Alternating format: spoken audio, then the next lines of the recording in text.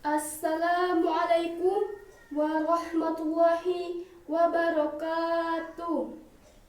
Alhamdulillahi rabbil alamin wa bihi nasta'inu ala umuri dunya waddin wassalatu wassalamu ala asrofil anbiya'i wal mursalin wala alihi wa sahbihi wassalamu ajmain amma ba'du.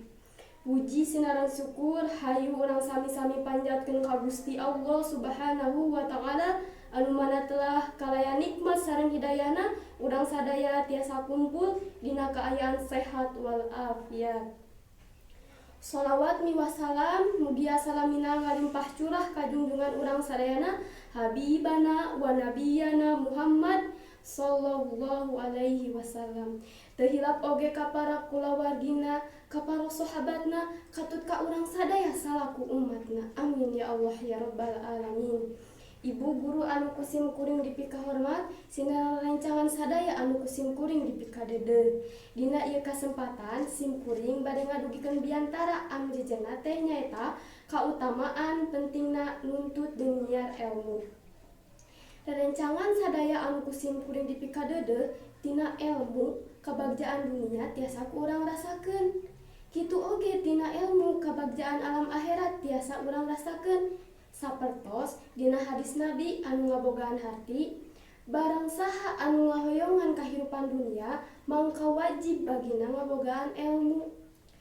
Tah rencangan sadaya beuki loba ilmu anu kurang dipika boga, insya Allah kabagjaan sareng kabutuhan dunia tiasa ku urang kakontal.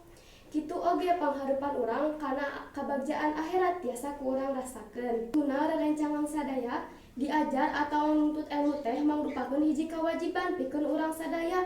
Komo deui urang sadaya anu masih keneh calik di bangku sakola, teu aya alesan tah kanggo urang males-malesan. Sabab diajar atau nuntut ilmu teh mangrupakeun hiji kawajiban pikeun urang sadaya. Rek kumaha oge mangsa kahareupna ieu bangsa teh aya di pundak urang sadaya salaku generasi ngora. Kukituna urang sadaya kudu bener-bener diajar pikeun neangan ilmu, boh ilmu dunia atawa akhirat. Kosi sindiran kieu. Sing getol nginum jajamu nuguna nguatkeun urat, sing getol neangan ilmu nugunya dunia akhirat. Janten rencangan sadaya urang teh kudu bisa nyaimbangkeun antara perkara dunia jeung perkara akhirat. Lamun ayeuna urang nguruskeun perkara dunia wungkul bakal cilaka. Tah kitu oge lamun ayeuna urang nguruskeun perkara akhirat wae oge kitu bae. Rencangan sadaya anu kusim kuring dipika dedeh, mugia urang sadaya tiasa teras diajar sarta ulah ngarasa males sangkan urang bisa ngarasakeun naon eta hikmahna ngabogaan ilmu. Ibu guru anu kusim kuring dipika hormat, sinaran rencangan sadaya anu kusim kuring dipika dedeh, sakitu wae biantara ti sim kuring hapunten bilih aya cariosan anu teu merenah di hate rencangan sareng ibu guru. Ieu biantara teh pungkas wae ku sisindiran, saninten buah saninten dipilih di parapatan, hapunten abdi hapunten bilih seueur kalepatan. Wassalamualaikum warahmatullahi wabarakatuh.